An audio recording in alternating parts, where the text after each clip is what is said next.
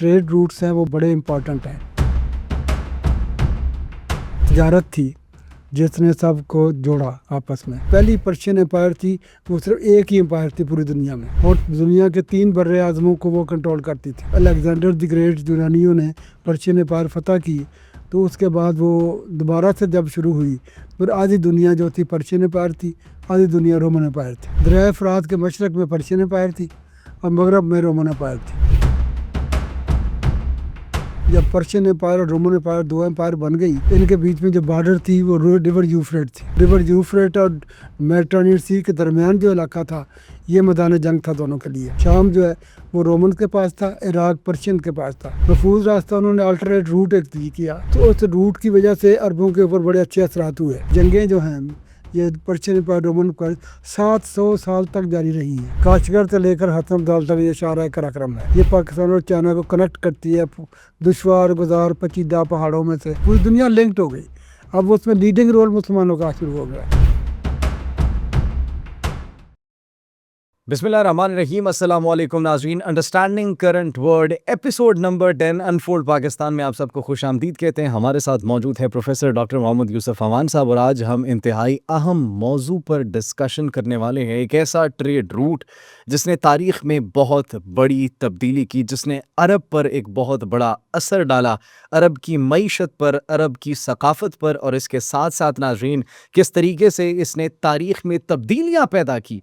हम बात कर रहे हैं सिल्क रोड की, जिसको आप शाहराहे रेशम के नाम से भी जानते हैं। इस पर आज हम बात करने वाले हैं, और हमारी एक डिस्कशन बड़ी फ्रूटफुल होने वाली है, जिससे आप भी बहुत कुछ सीखेंगे और हम तो बहुत कुछ सीखते हैं प्रोफेसर डॉक्टर मोहम्मद यूसुफ अमान साहब से। अस्सलाम वालेकुम सर। वालेकुम अस्सलाम। सर कैसे हैं आप? मैं बिल्कुल ठीक। बहुत शुक्रिया सर। एक नई एपिसोड और एक नया मौजू, बड़ा अहम मौजू है। सबसे पहले तो मैं ये जानना चाहूँगा कि ये सिल्क रोड ये क्या थी, और इसकी इब्तिदा, जिसको अभी शाहराह रेशम के नाम से भी जानते हैं, इसकी इब्तिदा कैसे हुई? जब कुर्रा अर्ज़ के ऊपर इंसानों की मूवमेंट शुरू हुई, तो शुरू में छोटी छोटी रियासतें बनना शुरू हुई, फिर बड़ी रियासतें होती गई, फिर उसको ये तजारत थी जिसने सबको जोड़ा आपस में। तो इस वक्त जो ट्रेड रूट्स हैं वो बड़े बड़े इम्पॉर्टेंट हैं। ट्रेड रूट 3 किस्म के होते हैं। एक आपका लैंड ट्रेड रूट है, जिसको हम शाहराह रेशम कहा कहते रहे हैं। शाहराह रेशम उसको इसलिए कहते हैं कि उसमें चाइना से लेकर इटली तक और यूरोप तक रेशम जो की तजारत थी वो बड़ी मशहूर थी, तो उसका नाम ये पड़ गया। लेकिन इस पे जो ट्रेड होती थी चीज़, वो सिर्फ रेशम ही नहीं थी। अच्छा। हर किस्म की चीज़ होती थी, हर किस्म के मसाले, टेक्नोलॉजी, सकाफत, लैंग्वेजेस, जगह जगह लोगों ने जाना, और उसको हम लैंड ट्रेड रूट कह सकते हैं। तो लैंड ट्रेड रूट जो है ना, इसको भी हर ज़माने में जैसे आजकल है सी ट्रेड रूट का कंट्रोल, लैंड ट्रेड रूट पे भी उस वक्त के कुछ हुक्मरानों का कंट्रोल होता था। जिनका कंट्रोल था वही दुनिया के हुक्मरान ज़्यादा माने जाते थे। तो उस वक्त ये जो ट्रेड रूट शुरू हुआ है, ये बड़े कई सदियाँ जारी रहा है। तकरीबन 20 सदियाँ ये ट्रेड रूट जो है ना कंटिन्यू रहा है, जब तक कि एक सी ट्रेड रूट ने जगह नहीं ले ली। सी ट्रेड रूट जो है ना, इससे बहुत ज़्यादा कामयाब और बहुत ज़्यादा टनों के हिसाब से सामान ले जा सकता था। और ये जो लैंड ट्रेड रूट है, ये घोड़ों, गधों, ऊँटों, याकों, इस तरह के जानवरों के ज़रिए, एनिमल ट्रांसपोर्ट के ज़रिए ये सारी चीज़ें होती थी। तो ये जो ट्रेड रूट है ये शुरू हुआ कुछ 2री-3री सदी कबल मसीह में। ये चाइना का एक शहर था शियान, जो चाइना का कदीम चाइना का कैपिटल भी था। वहाँ से ये शुरू हुआ, और वहाँ से शुरू होके ये चाइना से गुज़रता हुआ काशगर तक आता हुआ, जो मगरबी चीन का एक शहर है, और उसके बाद इधर से गुज़रता हुआ सारा आगे बहारा से कई जगहों से गुज़रता हुआ सेंट्रल एशिया से, फिर ये मेडिटरेनियन सी तक जाता था। एक तरफ इटली की तरफ चला जाता था, दूसरी तरफ ये जो है वो जहाँ आजकल इस्तांबुल है, उधर से जो तो अबनाए बासफोरस को गुजर के तो यूरोप में दाखिल होता था। ये जो सारा ट्रेड रूट है, ये सीधा सीधा एक ही रूट नहीं था, ये एक मेन रूट था। ये इसके दाएं बाएं हर तरह की मूवमेंट होती थी। कई सब बड़ा जाल फैला हुआ था। जब बड़ा जाल फैला हुआ था, बेशुमार सब रूट थे, और उसमें जो काफ़िले थे, मतलब इसकी मिसाल इस तरह दी जा सकती है मुख्तसरन कि ये जैसा ना कि चाइना से शुरू होते हैं तो जैसे इटली रुकेंगे जाके, कई सब रूट्स बीच में बन जाते हैं। जैसे हम ہمارے کئی قافلے ٹرکوں کے پاس قافلے آج کل ہوتے ہیں، وہ یہاں سے جاتے ہیں تو ملتان تک جاتے ہیں، پھر سکر تک جاتے ہیں، پھر کراچی تک جاتے ہیں. کچھ ایسے ٹرک بھی ہوتے ہیں جو کراچی تک سیدھے چلے جاتے ہیں. اچھا، ویسے یہی سوال میں اگلا بھی کرنے والا تھا کہ میجر اگر دیکھا جائے اس ٹریڈ روٹ کو، جس طریقے سے آپ نے بتایا کہ بہت بڑا یہ ایک جال تھا اور مختلف علاقوں تک یہ ٹریڈ روٹ پھیلا ہوا تھا، لینڈ ٹریڈ روٹ، تو کن کن خطوں تک اور کن کن تہذیبوں کو یہ آپس میں ملاتا تھا؟ یہ جو ٹریڈ روٹ ہے ہم یہ تقریباً دنیا کی اس وقت کی تمام نون تہذیبوں کو، تمام کلچر کو آپس میں ملاتا تھا. اور لوگ اس کا بڑا رول ہے لوگوں کو کنیکٹ کرنے میں اور ان کے ساتھ اپنا نالج شیئر کرنے میں. اور پھر جو تجارتی چیزیں تھیں وہ اس یہاں سے کئی قسم کی، مطلب ادھر سے چائنا سے گزرتے ہیں، کاشغر تک آتے ہیں، پھر سب کانٹیننٹ میں گھومتا ہے، اس کے بعد آگے نکل جاتا ہے سینٹرل ایشیا میں، سارے اس میں سارے آتا ہے، آگے جو آگے چلا جاتا ہے یہ شام تک. تو شام بڑا امپورٹنٹ ایک مقام ہے اس کے لیے. اور اس دوران یہ تھا کہ جب یہ ٹریڈ روٹ شروع ہوا ہے تو یہ دوسری تیسری صدی قبل مسیح میں شروع ہوا، اور اس سے پہلے جو سلطنت فارس تھی وہ کام ہو چکی تھی. سلطنت فارس جو ہے نا 5ویں 6ٹھی صدی عیسوی میں، 6ٹھی عیسوی میں سائرس دی گریٹ جس کا ہم پہلے ذکر کر چکے ہیں، ذوالقرنین، وہ قائم تھی. تو اس کے بعد یہ شروع ہوا تھا، اس کے اندر سے گزرتا تھا. اس کو جو پہلی پرشین امپائر تھی وہ صرف ایک ہی امپائر تھی پوری دنیا میں، اور دنیا کے 3 بر اعظموں کو وہ کنٹرول کرتی تھی. تو اس کے اندر سے یہ گزرتا تھا. بعد میں جو الیگزینڈر دی گریٹ یونانیوں نے پرشین امپائر فتح کی، تو اس کے بعد وہ دوبارہ سے جب شروع ہوئی، پھر آدھی دنیا جو تھی پرشین امپائر تھی، آدھی دنیا رومن امپائر تھی. تو اس میں سے یہ شاہراہ ریشم گزرتی تھی. تو اس میں پرشین اور رومن امپائر میں پرشین اور رومن امپائر میں سے، تو یہ ادھر سے جب آتے تھے تو یہ پرشین رومن امپائر کا جو بتایا کہ ہر قسم کی تجارت ہوتی تھی، اور یہ دنیا کو کنیکٹ کرتی، ٹیکنالوجی کے حوالے سے، ثقافت کے حوالے سے، لینگویج کے حوالے سے، علم کے حوالے سے، یہ ساری چیزیں ایک دوسرے سے لوگ شیئر کرتے تھے. جگہ جگہ لوگ قافلے رکتے تھے، آگے جاتے تھے اور کئی ارد گرد گھومتے تھے، کئی سب روٹس میں سے ادھر سے واپس آ جاتے تھے، ادھر سے واپس آتے تھے ادھر کی چیزیں. اب جیسے مثلاً پشاور میں ایک قصہ خانی بازار ہے، جی اس کا بھی بیک گراؤنڈ یہی ہے کہ تاجر جو تھے وہ آتے تھے ادھر سے، کابل سے پیچھے سے، اور کلکتہ تک جاتے تھے، وہاں وہ رکتے تھے. تو اس وقت رات کو قصے سناتے تھے، رات کو قصے سنایا تو اس کا نام اس کا نام قصہ خوانی ہو گیا. بازار ہو گیا. اس طرح یہاں پہ بھی بے شمار جگہوں پہ یہ قافلے رکتے تھے، تجارتی قافلے، اور ان کا بڑا کردار ہے. تو جہاں جہاں پر رکتے تھے وہیں پر ان کی تہذیب بھی اور ان کی ثقافت.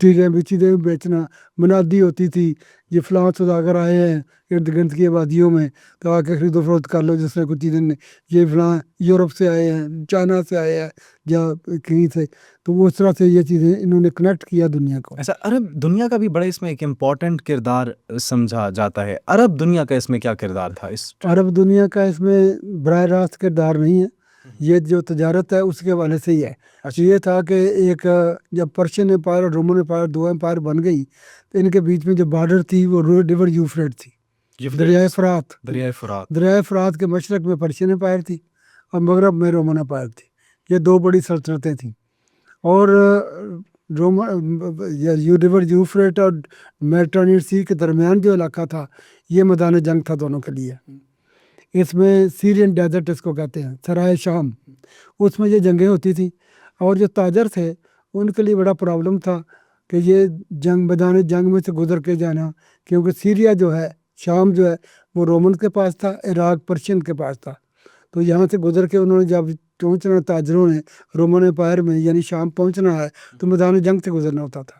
تو وہ کبھی ان کو پرشین سولجر لوٹ لیتے تھے، کبھی ان کو رومن سولجر لوٹ لیتے تھے، جن محفوظ نہیں تھے وہ. انہوں نے بھی سوچنا شروع کیا کہ ہم کوئی محفوظ راستہ جو ہے نا تلاش کریں. محفوظ راستہ انہوں نے الٹرنیٹ روٹ ایک کیا. وہ اس روٹ کی وجہ سے عربوں کے اوپر بڑے اچھے اثرات ہوئے. یہی میں پوچھنے والا تھا کہ عربوں کی معیشت پر کیسے اثرات. اس کے میں تھوڑا ایکسپلین کرتا ہوں. جی. تو اس میں جب وہ عراق سے آئے، عراق سے سیدھے وہ شام جاتے تھے. اب انہوں نے پرشین گلف کے ساتھ ساتھ عمان سے ہوتے ہوئے، مسقط سے ہوتے ہوئے، یمن سے ہوتے ہوئے، پھر آگے ریڈ سی کے ساتھ ساتھ مکہ سے ہوتے ہوئے، جدہ سے ہوتے ہوئے، پھر آگے وہ شام میں پہنچتے تھے. شام جو کہ رومن امپائر تھا. بیسیکلی یہ تھا کہ انہوں نے پرشین امپائر سے رومن امپائر میں جانا تھا. اب یہ علاقہ جو تھا یہ زیادہ تر ڈیزرٹ تھے، सहराए अरब, सहराए शाम, हाँ एग्जैक्टली सारा वो डेजर्टेड एरिया। डेजर्टेड एरिया था। और ये basically Persian empire Roman empire के दरमियान बफर जोन था, क्योंकि जो अच्छे इलाके थे जहाँ पे इकोनॉमिक अट्रैक्शन थी वो या पर्शियन के पास थे या रोमन के पास थे, लेकिन इस सहरा में कोई ऐसी अट्रैक्शन नहीं थी, इसलिए वो इंटरेस्टेड नहीं थे कि हम रेत में घोड़े दौड़ाने का क्या फ़ायदा, फिर मिलना तो कुछ है नहीं वहाँ से। तो वहाँ से इसके इस तरह से ये बिटवीन दी टू एम्पायर्स ये एक बफर जोन कह सकते हैं इसको।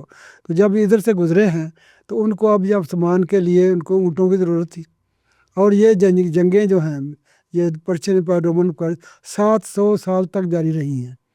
इनका ये होता था कि अगर जो पर्शियन आगे बढ़ गए हैं, उन्होंने शाम फतह कर लिया है, तो साथ ही वो मिस्र के साथ कनेक्ट हो जाते थे। तो उसमें सारा ट्रेड रूट जो है ना वो चलता रहता था उसी तरह से। उनको लेकिन जब अभी रोमन जो है वो फतह जब हो गए, कभी वो होते थे कभी वो होते थे, तो उस वक्त ये था कि उनका जो ट्रेड रूट था वो मैदान जंग से गुजरता था, उसके लिए उनको एक मतबादल ट्रेड रूट की ज़रूरत थी। और एक वक्त ऐसा आया कि उसमें कुरान मजीद में जिक्र है सूरह रोम की सूरत में, जो कि सूरह नंबर 30 है कुरान मजीद में, बड़ा ज़बरदस्त इशारे हैं उसमें कि उस वक्त ऐसा हुआ था कि रोमन जो थे वो शिकस्त खा गए। वो सूरत इस तरह शुरू होती है बिस्मिल्लाहिर रहमानिर रहीम अल्फ लाम मीम गुलिबत रोम। तो बड़ा उसके का सीन जो था उसने, तो रोमन जो है ना वो शिकस्त खा गए, मगलूब हो गए, ईरानी जीत गए। उसका मतलब ये था कि जो है ना अब शाम जो है ना ईरानियों के पास आ गया। अब अरबों के फिक्रमंद हो गए कि अच्छा है हमारा रोज़गार चल रहा था, इधर से गुजरते थे, हमारे ऊँटों पर सामान लेते हमें किराया मिलता था, तो अब वो उन्होंने सीधे गुजर जाना, उनको इतना लंबा रूट इख्तियार करने की ज़रूरत नहीं है। तो बड़े फ़िक्रमंद थे। मक्का में ये डेली एक किस्म का सबसे बड़ा गुफ्तगू थी इस पर कंसर्न था उनका कि ये क्या होगा, कब दोबारा होगा। ये सूरह जो है सूरह रोम, आप पढ़िए इसको। इसमें कहा जाता है कि मतलब रोमन मगलूब हो गए, चंद सालों बाद वो फतह याब हो जाएंगे, और वो उसके बाद जो है ना वो मुसलमानों के लिए खुशखबरी है। ऑब्वियसली मुसलमानों के लिए इस बात की क्या खुशखबरी होनी है कि रोमन जीते या पर्शियन जीते। तो इस वक्त शुरू में जब बताया गया कि मुसलमानों के लिए खुशखबरी है, तो मक्का के जो कफ़ार थे मुसलमानों का मजाक उड़ाते थे। उस वक्त चंद गुलाम ही मुसलमान हुए हुए थे। उनका ये मोहम्मद सल्लल्लाहु अलैहि वसल्लम किस बिलाल को, किस जैद को, किस अमार यासर को, किस मैया को क्या लारे लगा रहे हैं कि ये होगा तो वो होगा। इन्होंने ना इस्फहान देखा है ना इन्होंने रोम देखा है, लेकिन हुआ ये कि उसमें जो इशारे थे कि चंद सालों में, तो चंद सालों की डेफिनेशन है कि चंद सालों का मतलब है 3 साल से 9 साल के दरमियान। कि चंद साल अगर हम सिर्फ कहें डिफाइन ना करें तो वो 100 साल भी हो सकते हैं, चंद साल 100 सालों को भी कह सकते हैं, लेकिन 3 से 9 साल का उसका है। अब उसमें यह 6 साल बाद एक जंग हुई जिसमें रोमन जो है ना फतह याब हो गए, और ये रूट बहाल हो गया अरबों का, जहाँ ऊँटों का इस्तेमाल था और उनको उसका किराया मिलता था। ऑन एंड ऑफ जंगें जारी थी, कभी वो जीतते कभी ये जीतते, और 700 साल ये होता रहा। 700 साल बड़ा एक लंबा अरसा है, बड़ा लंबा टेन्योर है। बिल्कुल ऐसा है। अच्छा अभी जिस तरह आप बात करते हैं इस्लाम का ज़हूर, जब हुआ इस्लाम के ज़हूर के बाद ये शाहराए रेशम की अहमियत में ये इजाफा हुआ या फिर कमी आई थी बाद में? इस्लाम के ज़हूर के साथ साथ और कई चीज़ें हुई। अच्छा इस्लाम के ज़हूर के साथ साथ जो था ना सी ट्रेड की तरफ भी चीज़ें आना शुरू हो गई। इसमें जहाज़ रानी बाकी चीज़ें जो असूल अर्शमीदत दरियाफ्त किया यूनानी साइंसदानों ने, तो उन्होंने नई नई चीज़ें कि कितना वज़न हो तो कितना जहाज़ हो, तो कितना उसका सरफेस एरिया हो, कितना डेप्थ ऑफ वाटर हो, तो वो एक बहुत इफ़ेक्टिव और बेहतर था। लेकिन साथ साथ ये चलता रहा। इस्लाम के ज़हूर के बाद भी ये सारा रेशम या ये लैंड ट्रेड रूट जो है साथ साथ चलता, अब भी चलते हैं कुछ हद तक, ख़त्म नहीं हो जाती कोई चीज़, लेकिन नंबर 1 अब सी ट्रेड रूट है। तो उसमें ज़्यादा टनों के हिसाब से सामान ट्रांसफ़र हो जाता है, और ये तो घोड़ों गधों रेट के ज़्यादा उस पे कैरी किया जा सकता है। अच्छा ये जो अभी आपने पूरा एक टेन्योर बताया 20 सदियों तक जारी रहने वाली ये जो तिजारत है, जी, इसमें ज़्यादा कौन हावी रहा इस ट्रेड रूट के ऊपर? इसमें सारी दुनिया कनेक्टेड थी। इसमें चाइना से शुरू होकर मशरक़ी चीन से शुरू होकर पूरे चीन में घूमते थे, तो उधर से सामान लेना देना। ये पूरे ट्रेड रूट के ऊपर कभी किसी का इन्फ्लुएंस मैं कह रहा हूँ कि इन्फ्लुएंस दोनों का ही होता है, पर्शियन एम्पायर रोमन एम्पायर दोनों का। रोमन दोनों की ज़रूरत रोमन थी। का पर्शियन इलाकों में पर्शियन का। हाँ, दोनों की ज़रूरत थी। तो उसे ट्रेड की हद तक उनके वादे थे कि ताजर उनको हम गुजरने देंगे, वरना वो यही था। लेकिन जहाँ जंग होती है या फौजें लड़ रही होती हैं तो वहाँ से गुजरना मुश्किल होता है, इसलिए उन्होंने ट्रेड रूट चेंज किया। अब ये इटली तक जाते थे, ادھر سے کچھ ایریاز ایسے تھے جہاں سے ان کو جو ہے نا وہ ایک سمندر سے بھی گزرنا پڑتا تھا، جو کچھ کشتیوں کے ذریعے کچھ جہازوں کے ذریعے جو پرمیٹو قسم کے تھے.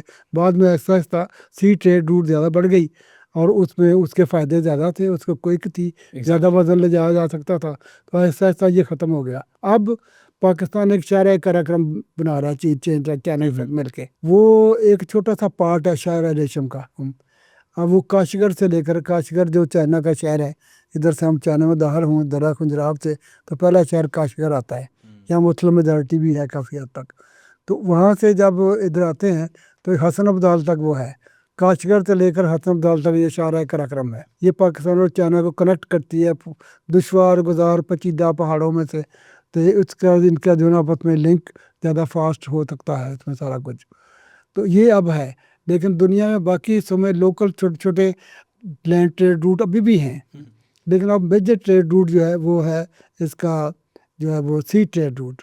تو سی ٹریڈ روٹ کا تو مقابلہ ہی نہیں ہے. اچھا، اس تمام تر جو یہ پروسیسز جنگیں ہو رہی تھی، ٹریڈز بھی ہو رہی تھی، تو کہا جاتا ہے کہ عرب کی جو ترقی ہوئی ہے، عرب شہروں کی جو ترقی ہوئی ہے، جو ماڈرنائزیشن ہوئی ہے، اس میں بھی اسی ٹریڈ روٹ کا بڑا ایک اہم کردار تھا. اس کا بہت اہم کردار ہے. عرب دنیا بالکل جو آئسولیٹڈ تھی وہ اس ٹریڈ روٹ سے دنیا کے قافلے جڑ گئی. روم سے چین کی طرف جانے، چائنا کی طرف سے روم کی طرف جانے والے قافلے جہاں سے گزرتے تھے ان کا انٹریکشن ہوتا تھا، لینگویج کا، ٹیکنالوجی کا، باقی چیزوں کا، اور لوگوں کو اچھا خاصا ان کی انکم ہوتی تھی. اب دیکھیں آپ اسلامیات کی کتابوں میں پڑھتے ہیں کہ فلاں عرب سردار کی اتنے اونٹوں کی تجارت تھی. اچھا، ہاں، یہ اکثر ہم نے بچپن میں کتابوں میں پڑھا تھا کہ اتنے اونٹ ان کے پاس تھے، ہزاروں اونٹ تھے. 1000 اونٹ کی تجارت تھی، کسی کی 500 اونٹ کی تجارت. اب یہ اونٹوں کا ذکر کیوں ہے؟ وہ میں اچھا آپ مجھے سمجھ آئیے کہ وہ اونٹوں کے اوپر ہی پھر تجارت کی جاتی تھی. بیسیکلی ٹرانسپورٹر تھے.